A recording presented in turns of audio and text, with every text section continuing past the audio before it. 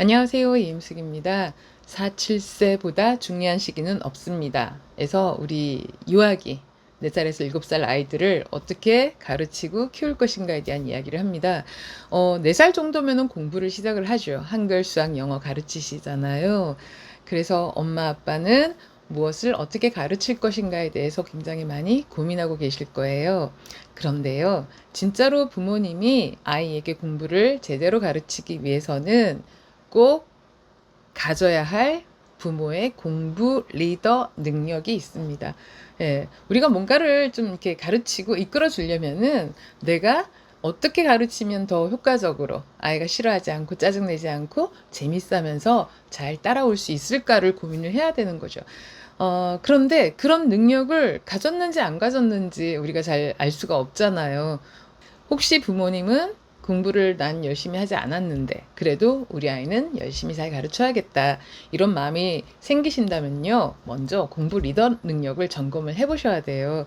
부모님이 공부를 잘했다 못했다, 열심히 했다 열심히 하지 않았다 하고 관계없이 꼭 필요한 부모의 공부 리더 능력이 있습니다.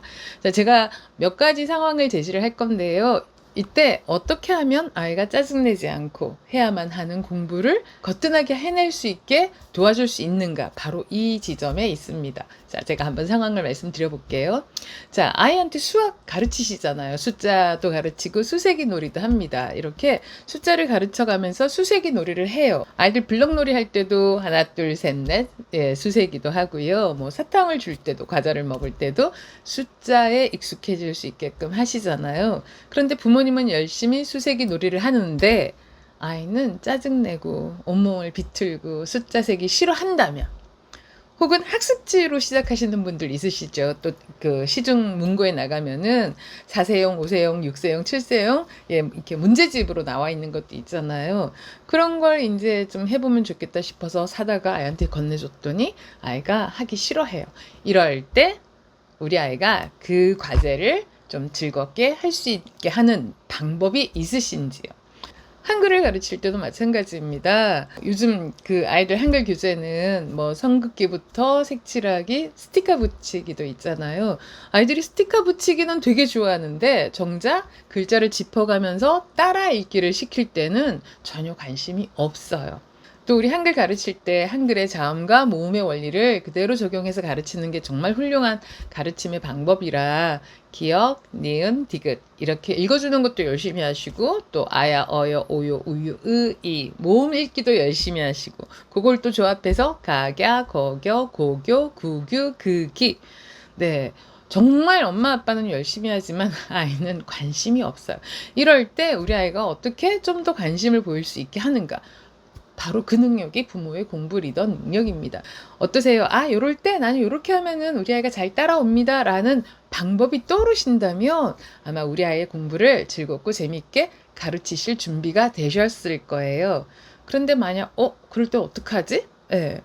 이렇게 별로 방법이 떠오르지 않는 상태에서 바로 인지 교육으로 시작을 하시게 되면은 그야말로 첫 단추를 잘못 깨는 거가 됩니다. 점점점 공부가 즐겁지 않고 괴롭고 고통스러운 일이 돼버리는 거죠. 절대 그러면 안 되는 거죠.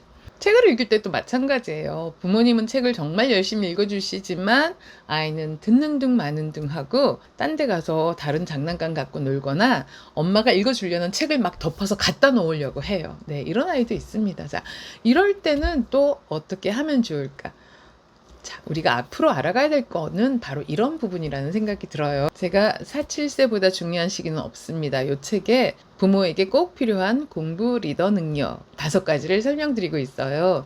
그 5가지 중 첫 번째는 아이의 발달에 관해서 제대로 알아야 되는 겁니다. 우리 아이가 이렇게 거부적이고 뭔가 관심을 보이지 않는 게 비정상으로 보시면 안 돼요. 우리 아이의 정서 발달은 어떻게 이루어지고 인지 발달, 특히 뇌 발달은 어떻게 이루어지는지를 좀 아셔야만 지금 우리 아이가 보이는 행동이 비정상이 아니거나 공부를 싫어하는 행동이 아니라는 걸 알게 되시죠. 아이들은 원래 배우기를 되게 좋아합니다. 그러니까 3살부터는 이게 뭐야 저게 뭐야 계속 물어보잖아요. 탐색하고 싶어 하고 알고 싶어 하는 마음을 갖고 태어난 거죠. 그러면 우리는 거기에 그 욕구에 잘 맞는 방법으로 제시를 해주면 되는데 우리의 고정관념, 우리 점검을 해보셨잖아요. 그 고정관념 속에 왠지 공부는 어렵고 힘들고 그래도 참고 해야 된다라는 이것 때문에 아이한테 맞는 방법을 찾지를 못하고 계속 억지로 들이대는 방식이 되기 때문입니다. 자, 우리 아이가 지금 공부를 싫어하는 것 같아 보여도 그거는 문제가 있는 거 아닙니다. 정상적인 반응이고요. 다만 아이의 발달에 맞게끔 우리가 새로운 방법을 제공해 줘야 된다. 이렇게 좀 기억하시고요. 자, 그다음에 이제 두 번째는 마음을 알아차리는 거예요. 아이 마음을 알아차려야 됩니다. 지금 싫다고 짜증을 내고 있는데 그 마음을 못 알아차리고 계속 밀어붙이기식 억지 공부는 절대 하시면 안 돼요. 지금 정말 4학년, 5학년 이상의 중학생, 고등학생들이 상담실까지 와서 하소연하는 건요. 억지 공부하다가 지치고 지쳐서 참고 참다가 사춘기가 되면서 이제 이게 펑 터져 나오면서 공부는 손에서 놓아버리고 전부 스마트폰에만 과몰입하게 되는 이 현상을 정말 똑같이 하나같이 하소연을 하고 계세요. 얼마나 부모님은 부모님대로 아이는 아이대로 얼마나 힘겨운지 모릅니다. 억지 공부로 시작하면 요 몇 년간은 그럴듯하게 아이가 따라오는 것 같지만 정말 본질적으로 공부력을 키우고 아이의 정서를 건강하게 키우는 방법은 아니라는 것도 꼭 기억을 해 주시고요. 그다음 아이는 공부를 잘하고 싶을까요? 아니면 공부가 싫다는 마음이 진심일까요? 네. 자신도 잘하고 싶다는 그런 마음을 믿어주셔야 됩니다. 여러분은 그렇지 않나요? 저도 지금 만일에 제가 어린 시절로 돌아간다면 제일 다시 제대로 하고 싶은 게 뭐니? 하면은 저도 공부 좀 더 잘하고 싶다라는 말을 할 것 같아요. 이게 단순히 이제 성적을 좋게 해서 좋은 대학을 간다 이런 차원보다는요. 뭔가 탐구하고 연구할 줄 아는 그런 지적 능력을 갖추어서 내가 원하는 공부를 하고 싶은 공부가 있을 때 그거에 깊이 공부할 수 있는 그런 심리적인 자산을 좀 어린 시절부터 다시 만들었으면 좋겠다 이런 생각은 늘 하게 되는 것 같습니다. 자, 그래서 우리 아이들은 모두 공부를 잘하고 싶어 합니다. 아이한테 맞는 방법을 제공하는 게 그래서 너무 중요한 거죠.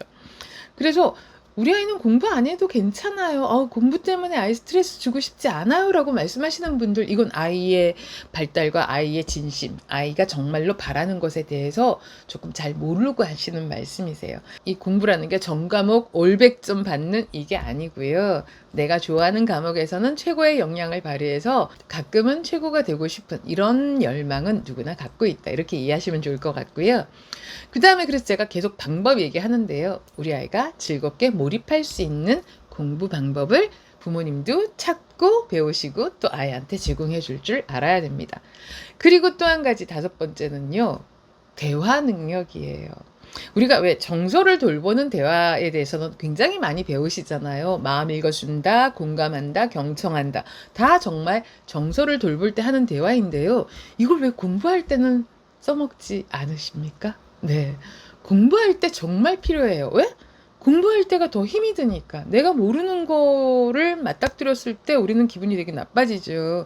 내가 했는데 틀렸어요. 그럼 또 기분이 굉장히 나쁘거든요.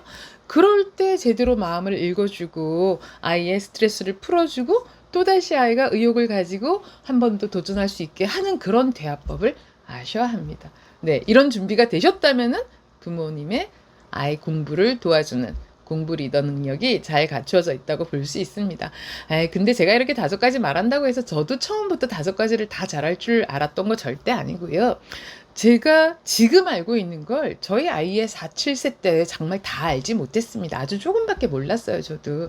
하지만 그럼에도 불구하고 제가 아는 거라도 성심껏 열심히 조금 노력을 조금 했더니 점차 그 방향성이 잘 잡혀가고 한 해 한 해 시간이 가면서 아이들이 점점 더 발전하는 그런 모습을 볼 수 있었던 것 같습니다. 여러분도 우리 아이들의 그런 모습을 좀 잘 보실 수 있었으면 좋겠고요. 그렇다면 구체적으로 공부를 도와주시는 방법이 더 궁금하실 건데요. 우선 오늘은 딱 한 가지만 먼저 말씀드릴게요.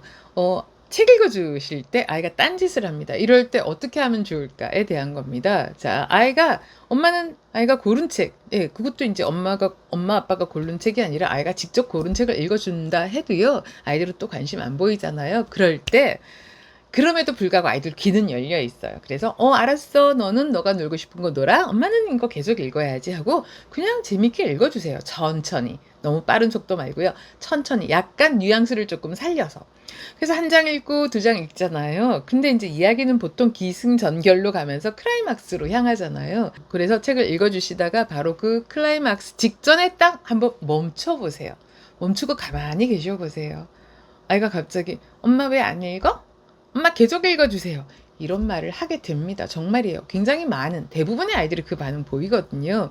그래서 우리가 책을 읽어줄 때 아이의 행동을 자꾸 통제를 하려고 하는데 책이라는 건 좀 자유롭게 들어도 되잖아요. 그림을 그리면서 들어도 좋고요.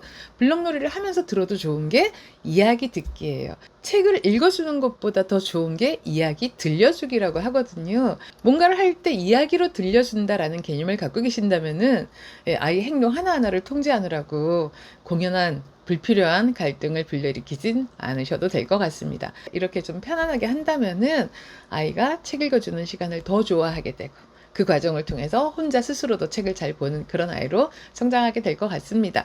자, 오늘은 부모의 5가지 공부 리더 능력에 대한 말씀을 드렸는데요. 계속해서 방송에서 그럼 그것들을 아이의 구체적인 인지 교육에서 어떻게 적용하면 좋을지 이 방송 들으시면서 한 발짝씩 천천히 걸어가시면은 우리 아이가 아주 멋지게 발전할 것 같습니다. 네, 감사합니다. 다음 영상에서 뵐게요.